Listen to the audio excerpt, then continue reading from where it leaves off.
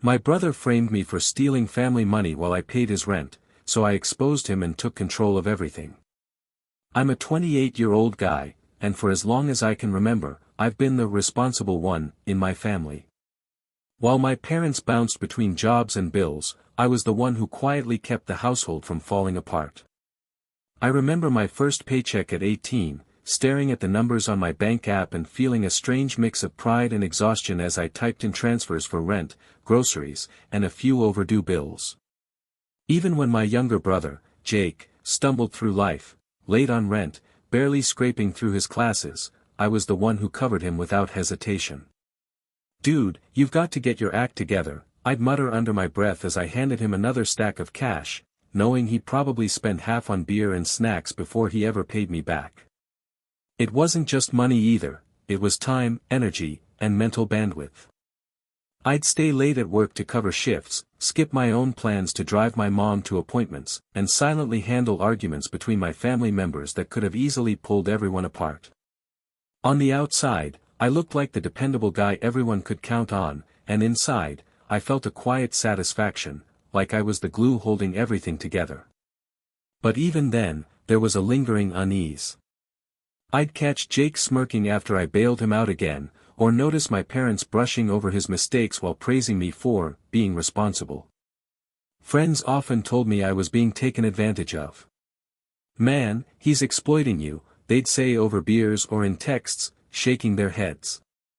I'd nod, laugh it off, and tell myself they didn't understand loyalty, that this was just how families worked. I genuinely believed I was doing the right thing, building a foundation of trust and support. But sometimes, late at night, I'd lie awake staring at the ceiling, thinking maybe my generosity and constant patience were creating a dangerous imbalance, something that could be twisted against me in ways I couldn't yet see.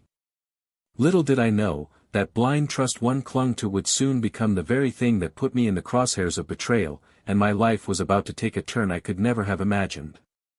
After college, things didn't get easier, they got more complicated. Jake had moved into his own apartment, supposedly ready to take responsibility for his life, but reality was far from it. Rent was always late, his car broke down constantly, and somehow, he still managed to run out of money before the second week of the month. I'd sigh, rub my temples, and reluctantly transfer funds to cover him. "Thanks, man," he'd say casually, barely looking up from his phone, and I'd swallow the irritation because I convinced myself he was still learning. I told myself that family meant supporting each other, even when it was inconvenient. But the small annoyances piled up. One night, he called frantic, voice shaking, "Dude, the landlord's kicking me out tomorrow if you don't wire the rent now." I could hear the desperation in his tone, and part of me wanted to say no, to let him face the consequences, but another part, maybe the older brother part I'd carried my whole life, clicked into gear. I transferred the money, ignoring the pit in my stomach as I wondered how many times I'd do this before it broke me. I started noticing little patterns, though. He'd conveniently forget paying me back, or misplace bills until I covered them. The family seemed oblivious, brushing over his struggles and occasionally questioning why I always went the extra mile. "You're too good to him," my mom once murmured after I helped him fix a plumbing mess he'd ignored for months. I smiled, masking my frustration, telling her I was just doing my duty. But deep down, I felt a creeping weight, a subtle sense that my constant bailouts were fostering dependence, not gratitude. Even friends who'd warned me before began to see cracks. "You're setting yourself up," one of them said, shaking his head. I laughed it off, but the unease lingered, like a shadow behind my thoughts. Little did I know, every time I stepped in to fix his messes, I was planting seeds for something much worse, and the moment of reckoning was quietly creeping closer, faster than I ever imagined. The first time I seriously questioned Jake, it wasn't even about money, it was about how he looked at me. There was this smirk, this faint glimmer in his eyes whenever I handed him cash or helped him with a problem he'd created. I brushed it off at first, thinking I was being paranoid, but little incidents started stacking up.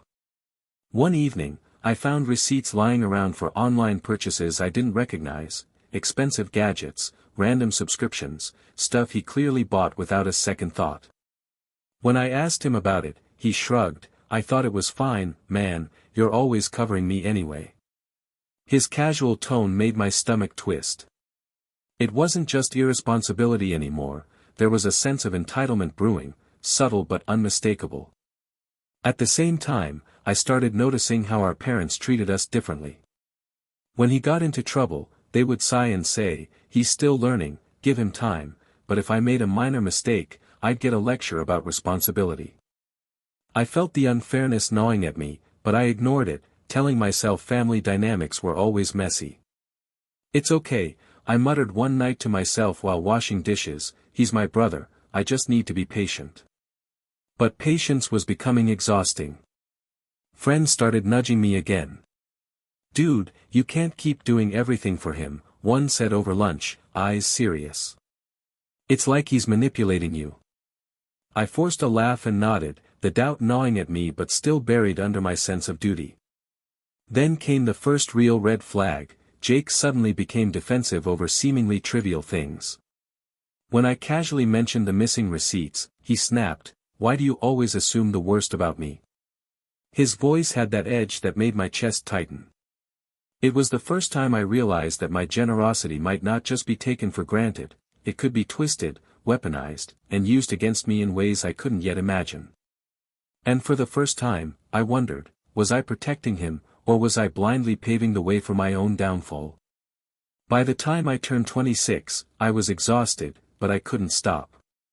I was juggling 2 jobs, managing bills for myself and the household, and constantly bailing Jake out of financial scrapes. It had become routine, him calling in a panic, me dropping everything to wire money, pay late fees, or pick up groceries he hadn't budgeted for. One Friday night, he called, voice almost panicked, "Bro, the landlord's on my ass. If you don't cover rent tonight, I'm out." I gritted my teeth but didn't hesitate, transferring the money and feeling that familiar mix of relief and resentment. It wasn't just money anymore, I was covering for his mistakes in every aspect of life. His car broke down again, and I spent hours pushing him to fix it, picking up parts and even driving him to the shop. I remember standing in the freezing parking lot, snowflakes sticking to my jacket, watching him complain about minor inconveniences while I quietly shivered. My hands were numb, and I thought, how did it get to this? I was tired, stretched thin, but I couldn't walk away without feeling guilty, like abandoning him meant failing my family.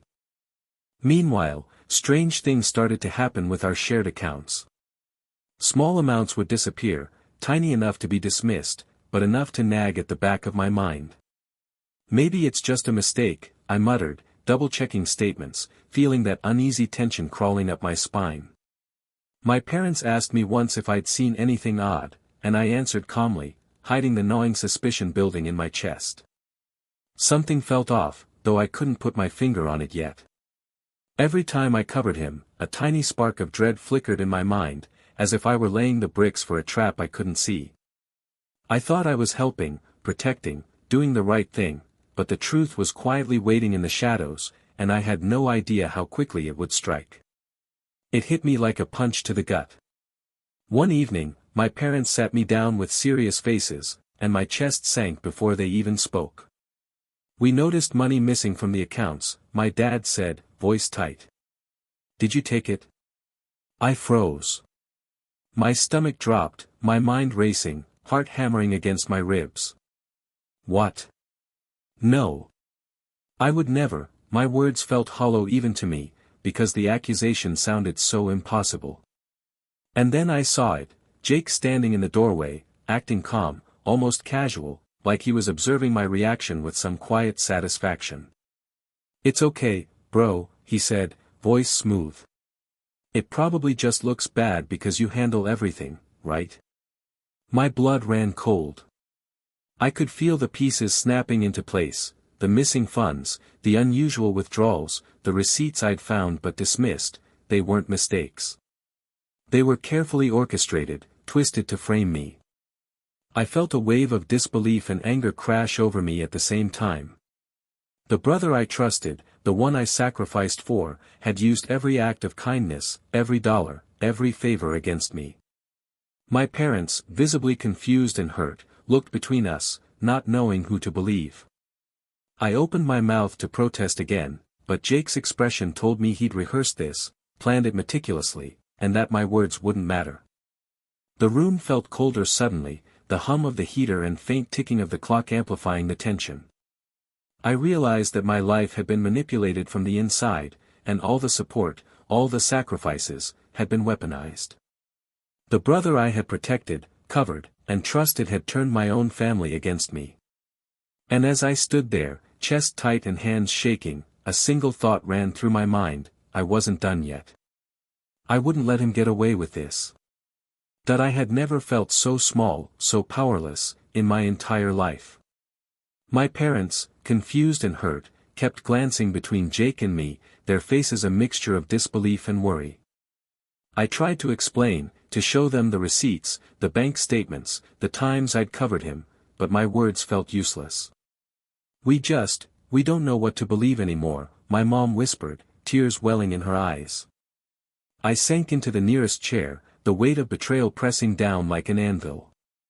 The brother I'd sacrificed for, defended, and trusted had become the architect of my downfall, and my family's trust in me was slipping through my fingers. That night, I lay on my bed, staring at the ceiling, feeling every ounce of exhaustion, frustration, and heartbreak settle into my bones.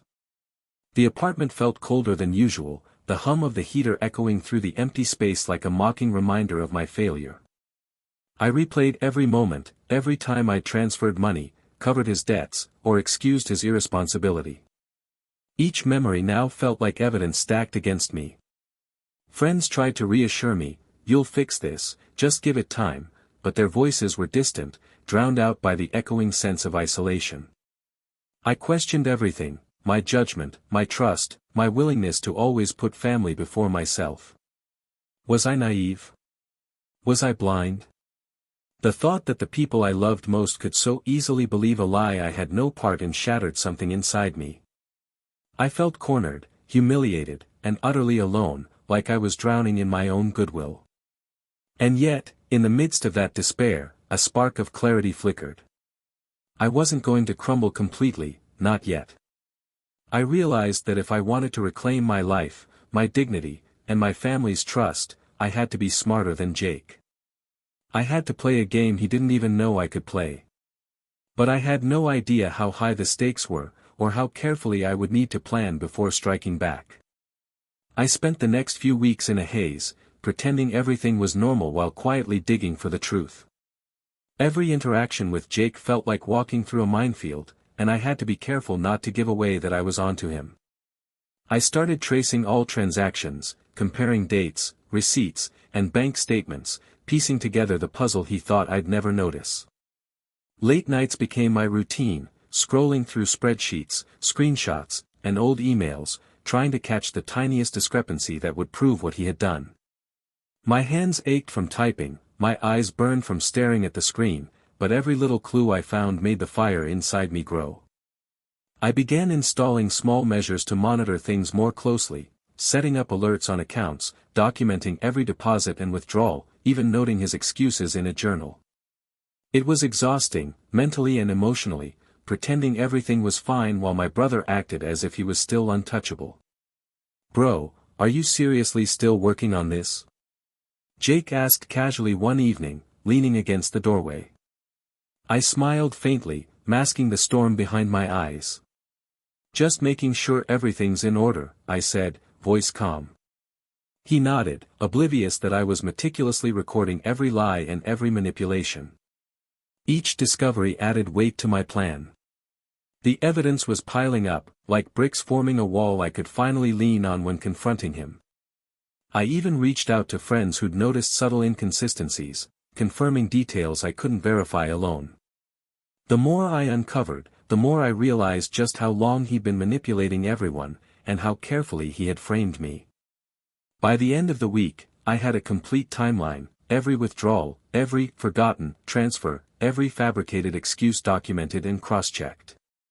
For the first time since this nightmare began, I felt a strange thrill, the beginnings of power returning to me. But I knew confronting him would need precision, one wrong move and it could all collapse. I decided it was time to face him directly. I waited until we were alone in the apartment, the faint hum of the heater filling the silence, my heart hammering against my ribs. "Jake," I began, voice steady but firm, "we need to talk about the money." He looked up from his phone, eyebrows raised, feigning casual interest. "What about it?" he said, leaning back as if he had nothing to hide. I pulled out the folder I'd been compiling for weeks, bank statements, screenshots, receipts, notes on every suspicious transaction. "I've gone through everything," I said, placing it carefully on the table. "All the missing funds, the unusual withdrawals, the transfers, it all points to you." His smirk faltered slightly, just enough for me to see the crack in his confidence. "That's ridiculous," he replied, voice tense now, trying to regain control. "I don't know what you're talking about." I stayed calm, letting the weight of the evidence speak louder than my words. "Jake, you've been using my generosity against me. You've manipulated our family, covered your mistakes, and now you've tried to make me the scapegoat. But I have everything documented. There's no denying it." The silence in the room was thick, almost suffocating, as I watched him process the reality. I could see the panic rising, tiny flickers of guilt or fear, emotions he never showed before. He tried to argue, to gaslight, but it was too late. I had the upper hand now, not just because of the proof, but because I had learned how to quietly play the game he thought he controlled. And even as his lips moved, fumbling for excuses, I knew the real battle was about to shift to the family, how I would finally expose him and reclaim everything that had been stolen from me. The next morning, I gathered all the evidence and approached my parents carefully, feeling a mix of anxiety and anticipation. My mom looked up from her coffee, concern etched on her face, and my dad furrowed his brow, sensing the tension in the room. "I need to show you something," I said, voice steady but carrying the weight of weeks of stress. I laid out every bank statement, receipt, and note, letting the timeline tell the story without needing to embellish.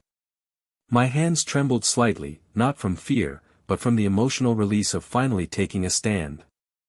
Jake hovered near the doorway, trying to look calm, but I could see the small cracks in his composure.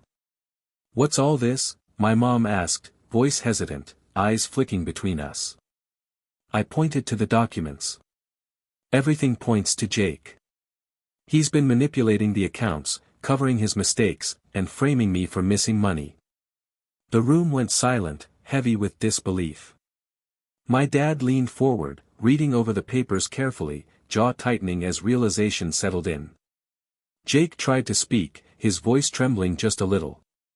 "It's not what it looks like," he insisted, but the evidence was overwhelming.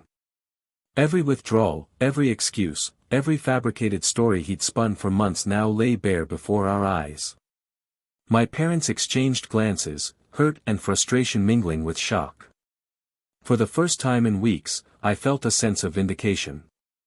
The betrayal still stung, but seeing the truth in black and white, finally undeniable, shifted the power. I realized that this wasn't just about money, it was about restoring trust and setting boundaries. Even as Jake fumbled, trying to regain credibility, I knew the next steps would solidify control and prevent him from ever undermining me again.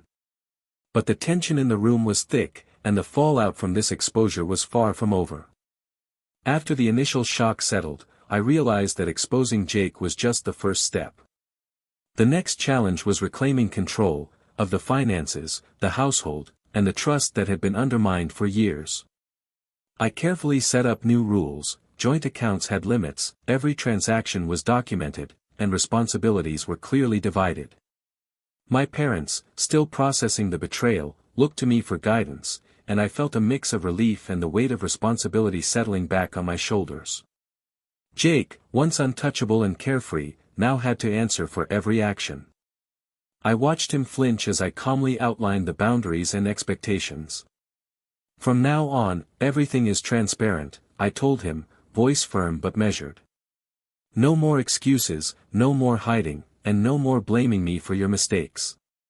The tension in the room was palpable, the air thick with the remnants of betrayal and the first hints of accountability. The process wasn't easy. My brother protested, tried to argue, even attempted subtle manipulations, but I stayed consistent, unwavering. Each time he faltered, I quietly documented it, ensuring that any future attempts to undermine me would fail. The sense of empowerment I felt wasn't just about controlling money, it was about reclaiming my dignity and asserting boundaries I'd long ignored. At night, I'd sit at my desk, reviewing statements, organizing household tasks, and feeling a strange satisfaction. For the first time in years, I could breathe without that gnawing anxiety of being blindsided. I knew Jake would have to adjust, and more importantly, I wouldn't let him use my goodwill against me again. But even as control shifted, I could sense that the next move, the final twist, was coming. It was subtle, almost imperceptible, yet I knew that the reckoning wasn't fully complete, and the moment of true closure was still ahead. Just when I thought the storm had passed, Jake made one last attempt to regain control. I caught him trying to manipulate an old transaction, hoping to trip me up and make it seem like I was overreacting. But this time, I was ready. I calmly pulled up the detailed logs I'd been maintaining, showing every step, every deposit, every withdrawal he'd tried to exploit. His face went pale, and for the first time, I saw fear in his eyes, the same fear I had carried for weeks while he framed me. "I'm done playing your games, Jake," I said, voice low but firm. "Everything you tried to hide is documented. You can't twist this anymore." He stammered, searching for words, but the evidence left no room for debate. Our parents watched silently, absorbing the full weight of his betrayal and the meticulous planning I'd executed. The shift in power was complete, not through yelling or confrontation, but through quiet precision and preparation. It was a moment of satisfying, silent revenge. I didn't need to humiliate him publicly or create drama, the truth spoke louder than anything I could have said. I realized that every time I'd been underestimated, every act of manipulation he'd attempted, had now backfired completely. My family, finally seeing the truth, adjusted naturally, their respect for me restored without me having to force it. I leaned back in my chair, the tension in my shoulders slowly easing. The house felt lighter, calmer, and for the first time in years, I felt in control, not just of the finances, but of my own life and boundaries. I knew Jake would never have that power over me again, and that thought carried an unexpected sense of closure.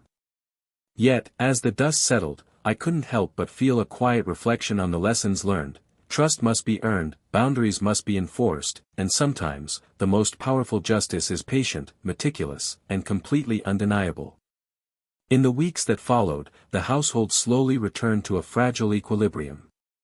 I managed the finances with clear rules, every responsibility accounted for, and for the first time, I felt a real sense of stability. My parents, though still shaken by Jake's betrayal, began to trust my judgment again, asking for advice instead of questioning my intentions.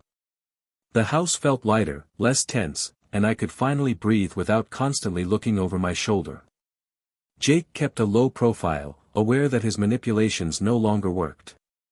There was no shouting, no dramatic confrontations, just the quiet satisfaction of boundaries enforced and respect reclaimed. I found myself reflecting on the past months, the exhaustion, the anxiety, and the heartbreak, realizing that each moment of betrayal had taught me something about resilience, patience, and strategy. The empowerment I felt wasn't just about winning, it was about reclaiming my dignity, establishing control over my life, and learning that loyalty has limits. I remember one evening, sitting at the kitchen table with my mom, drinking tea, feeling the warmth and faint hum of the heater, thinking how much had changed. "I'm proud of you," she said softly, and for the first time in years, I believed her. It wasn't just about proving Jake wrong, it was about proving to myself that I could endure, adapt, and rise above manipulation. The weight of past sacrifices finally felt like strength rather than a burden. I knew the scars of betrayal would remain, but they were tempered with lessons, empowerment, and self-respect.